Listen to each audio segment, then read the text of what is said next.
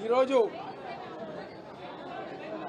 YSR Congress party ఆధ్వర్యంలో రాష్ట్ర వ్యాప్తంగా వెన్నుపోటు దినం నిరసన కార్యక్రమం, మరీ ముఖ్యంగా మా ఎన్టీఆర్ జిల్లాలోని 7 నియోజకవర్గాల్లో,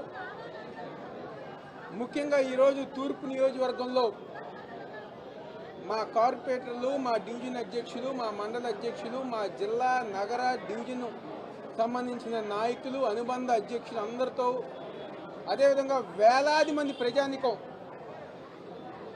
ఈరోజు మా నిరసన కార్యక్రమంలో పాలుపంచుకుని 1 సంవత్సరం కాలం పాటు ఏదైతే కూటమి ప్రభుత్వం చంద్రబాబు నాయుడు ఆధ్వర్యంలో ఎన్నికల సమయంలో మేము అధికారంలోకి రాగానే హామీలు మేము నెరవేరుస్తాము, జగన్మోహన్ రెడ్డి గారి కంటే ఎక్కువ మంచి పరిపాలన చేస్తామని చెప్పని నమ్మించి ఓట్లు వేయించుకుని ఈరోజు మోసం చేశారో దానికి నిరసనగా వెన్నుపోటు దినం నిరసన ర్యాలీ ఈరోజు తూర్పు నియోజకవర్గంలో ఎన్టీఆర్ సర్కిల్ నుంచి ఎంఆర్ఓ గారి ఆఫీస్ దాకా వేలాది మంది ప్రజానికం సమక్షంలో జరగటం జరిగింది.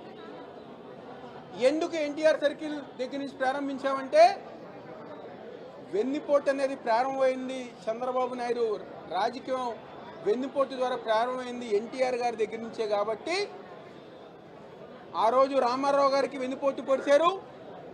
ఈరోజు రాష్ట్రంలో ఉన్న ప్రజానీకానికి ఈరోజు చంద్రబాబు నాయుడు వెన్నుపోటు పొడిచారని చెప్పని తెలియజేస్తానికి ఈరోజు ఈ ప్రాంతంలో మేము ఏర్పాటు చేసుకోవటం జరిగింది. ఈ 1 సంవత్సరం కాలంలో ఏ ఒక్క హామీని గారు అమలు చేయకుండా సూపర్ 6 అని చెప్పని ఆ రోజు ప్రతి ఇంటికి గర తెలుగుదేశం పార్టీ నాయకులు, కార్యకర్తలు ప్రతి ఇంటికి గర వెళ్ళి బాండ్ పేపర్ ఇచ్చారు.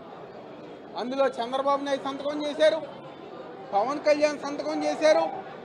సంతకం చేసి మాది బాధ్యత, చంద్రబాబు నాయుడు ఏమో అదిగో నేను ఇస్తానని చెప్పని చంద్రబాబు నాయుడు, ఇప్పించే బాధ్యత నాదని చెప్పని పవన్ కళ్యాణ్ ఇద్దరు గారు సంతకాలు చేసి ప్రతి ఇంటికి గారు పంచారు.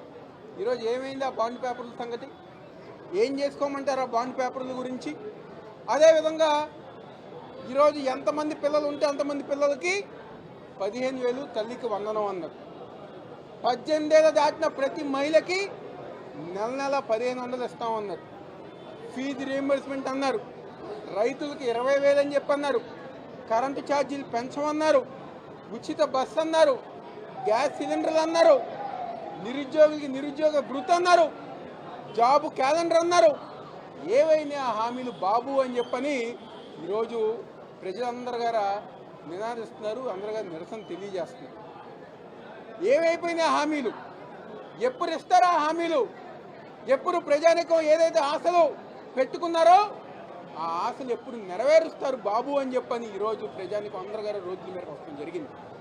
ఎన్నో ఇబ్బందులు ఈరోజు ప్రజానికం కష్టపడుతున్నారు. వాళ్ళందరి గారు ఒకటే అడుగుతున్నారు, జగన్మోహన్ రెడ్డి గారు మేము ఎందుకు ఓడించామా అని చెప్పని. అదే జగన్మోహన్ రెడ్డి గారు కనుక ఉంటే కరోనా కష్టకాలంలో గారా మాకు క్రమం తప్పకుండా సంక్షేమ పథకాలు జగన్మోహన్ రెడ్డి గారు అందించారని చెప్పని పాపం ప్రజానికం గుర్తు చేసుకుంటున్నారు. జగన్మోహన్ రెడ్డి గారు మళ్ళీ ఎప్పుడు ఎన్నికలు వస్తాయా, జగన్మోహన్ రెడ్డి గారిని ఇప్పుడు ముఖ్యమంత్రి చేసుకుందామా అని చెప్పని ప్రతి ఒక్కరు గారు అడుగుతున్నారు. ఒక పక్క వాలంటీర్ వ్యవస్థ తీశారు, ఒక పక్క సచివాలయం వ్యవస్థ తీశారు. ఇది వరకు ఇంటి దగ్గరే రేషన్ డెలివరీ చేసే వాహనాలు ఏదైతే ఉన్నాయో ఈరోజు రేషన్ డెలివరీ వాహనాలు తీసేసి మళ్ళీ అదే విధంగా పాపం పెద్దవాళ్ళు, ముసలి వాళ్ళు అందరూ గారా ఎండల్లో నిలబడి ఈరోజు రేషన్ సామాన్లు మోసుకోవాల్సిన పరిస్థితి ఈరోజు కూటమి ప్రభుత్వంలో ఉంది. అదేదో పెద్ద గొప్పగా నిజంగా చాలా ఆశ్చర్యం అనిపించింది. అదేదో పెద్ద గొప్పగా ఈరోజు మంత్రులు, ఎమ్మెల్యేలు వెళ్ళి రేషన్ షాపులు ఓపెన్ చేస్తున్నారు. అదా మీ పరిపాలన? రేషన్ షాపులు ఓపెన్ చేస్తే దిగజారిపోయే పరిస్థితికి ఈరోజు మీరు అందరు గారు వచ్చారా? వాహనాలు తీశారు, సంక్షేమ పథకాలు చేయట్లేదు, అభివృద్ధి కార్యక్రమాలు చేయట్లేదు. ఉన్న రేషన్ షాపులు మళ్ళీ రిబ్బన్ కట్ చేస్తాం పెద్ద గొప్పతనంగా ఈరోజు మంత్రులు, ఎమ్మెల్యేలు అందరు గారు భావిస్తారు. ఈరోజు ఏంటి రాష్ట్రంలో సంవత్సరం కాలం బట్టి రాష్ట్రంలో ఏం జరిగిందంటే రెడ్ బుక్ రాజ్యాంగం తప్పితే ఈ రాష్ట్రంలో ఏది గారు జరగల. అన్యాయంగా కేసులు, అక్రమంగా అరెస్టులు, ఐఏఎస్ లేదు, ఐపీఎస్ లేదు, ప్రతి ఒక్కరిని కూడా ఎవరైతే వాళ్ళు టార్గెట్ చేస్తారో లేకపోతే వాళ్ళ పుస్తకంలో పేర్లు ఉన్నాయో వాళ్ళని అరెస్ట్ చేసే విధంగా ఈరోజు సంవత్సరం కాలం పాటు రెడ్ బుక్ రాజ్యాంగం నడుస్తాను కానీ ప్రజానికానికి సంక్షేమ పథకాలు అందించే పరిపాలన ఈరోజు ఈ రాష్ట్రంలో కొనసాగట్ల. ఎక్కడెక్కడ ఎవరైతే సంక్షేమ పథకాల గురించి అడిగినా, సూపర్ సిక్స్ల గురించి అడిగినా ఈరోజు వాళ్ళ మీద కేసులు పెడుతున్నారు. ఈరోజు వ్యవస్థ ఎంత దిగజారిపోయిందంటే ప్రభుత్వ అధికారులు కూడా ఈరోజు తెలుగుదేశం పార్టీ కార్యకర్తలాగా వ్యవహరిస్తున్నారు. ఈరోజు ఎంఆర్ఓ గారికి మేము రిప్రజెంటేషన్కి వస్తామని చెప్పని తెలిసి ఈరోజు సెలవు పెట్టారు. ఇలాంటి దౌర్భాగ్యమైన పరిస్థితి వ్యవస్థ గతంలో ఎప్పుడైనా ఈ రాష్ట్రంలో ఉందా అని చెప్పింది ఈరోజు వైఎస్ఆర్ కాంగ్రెస్ పార్టీ తరఫున అందరంగా డిమాండ్ చేస్తున్నాం. అధికారులు ఫోన్లు ఎత్తట్లా, పోలీసులు స్పందించట్లా, కలెక్టర్ కానీ కమిషనర్ కానివ్వండి, కింద ఉన్న అధికారులు కానివ్వండి, రెవెన్యూ అధికారులు కానివ్వండి, ఎక్కడ వైఎస్ఆర్ కాంగ్రెస్ పార్టీ నాయకులతో మాట్లాడినా, ప్రజా సమస్యల మీద రిప్రజెంటేషన్ తీసుకున్నా వాళ్ళ ఉద్యోగాలు పోతాయని చెప్పిన ఒక రెడ్ బుక్ రాజ్యాంగం ఈరోజు ఈ రాష్ట్రంలో కొనసాగుతుంది. మేము అధికారులు చెప్పారు కదా, ఒకటే గుర్తుపెట్టుకోండి, ఈరోజు ఎవరైతే ప్రజా సమస్యలు గాలికి వదిలేశారో, ప్రజా సమస్యల కోసం ఎవరైతే వైఎస్ఆర్ కాంగ్రెస్ పార్టీ నాయకులు వచ్చి కలవాలనుకుంటే ఈరోజు కలవకుండా మమ్మల్ని పక్కన పెట్టారో, ప్రభుత్వ కార్యక్రమాలకి వ్యతిరేకంగా, ప్రజానికానికి వ్యతిరేకంగా అధికారులుగా ఉండి తెలుగుదేశం పార్టీ నాయకులుగా పనిచేసిన అధికారులకి రేపన్న రోజు మాదే, తప్పకుండా మేమే వస్తాం. తప్పకుండా మేము వచ్చిన తర్వాత అన్యాయంగా వ్యవహరించిన అధికారులు కానివ్వండి, తెలుగుదేశం పార్టీ నాయకులు కానివ్వండి, కార్యకర్తలు కానివ్వండి, చట్టం ముందు నిలబెట్టే బాధ్యత మేము తీసుకుంటామని చెప్పి సందర్భంగా చెప్తూ మా డిమాండ్ ఒకటే, ఏ హామీలు అయితే మీరు ఇచ్చారో ఆ హామీలు అమలుపరచండి. ఈరోజు పిల్లల ఫీజు కట్టలేక ఈరోజు ప్రజానికం మళ్ళీ ఈ యొక్క విజయవాడ నగరంలో మళ్ళీ కాల్ మనీ వ్యాపారం మొదలైంది. దేనికోసం అంటే పిల్లల ఫీజుల కోసం, మహిళల ఒక వ్యాపార అభివృద్ధి కోసం. ఇదివరకు చేయూత, అమ్మఒడి మేము అందిస్తే ఈరోజు మళ్ళీ కాల్ మనీ వ్యాపారాలు.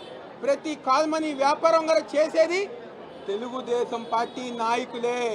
వాళ్ళ కన్సంగంలోనే ఈరోజు ఈ యొక్క నగరంలో కాల్ మనీ వ్యాపారం మళ్ళీ ప్రారంభమైందని చెప్పి సందర్భంగా చెప్తూ హామీలన్నీ గారా అమలు పరచాలని చెప్పని వైఎస్ఆర్ కాంగ్రెస్ పార్టీ తరఫున మేము డిమాండ్ చేస్తున్నాం.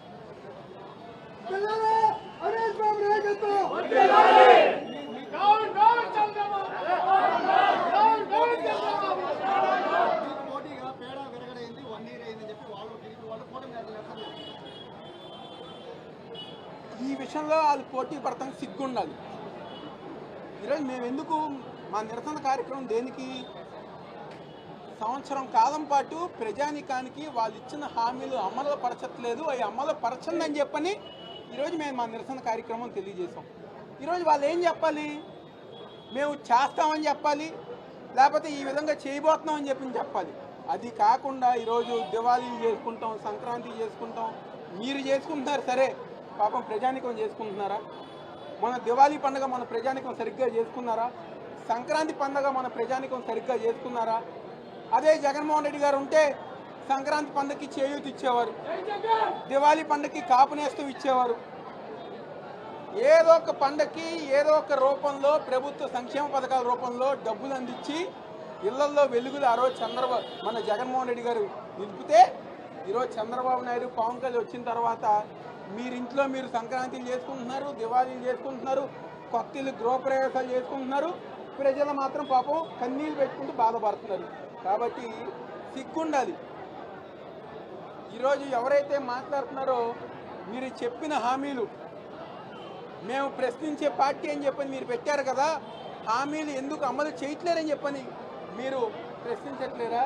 ఈరోజు చూడండి, మొబైల్ క్యాంటీన్స్ ఏదైతే మన వాహన వెహికల్స్ ఉన్నాయో ఇవన్నీ వీటి సంగతి ఏంటి? వేలాది మంది కుటుంబాలు ఈరోజు రోడ్డు మీద పడ్డాయి. వాళ్ళందరికి గారు న్యాయం చేయాలి, ప్రతి ఒక్కరి గారు న్యాయం చేయాలని చెప్పని మనస్ఫూర్తిగా కోరుకుంటూ సెలవు.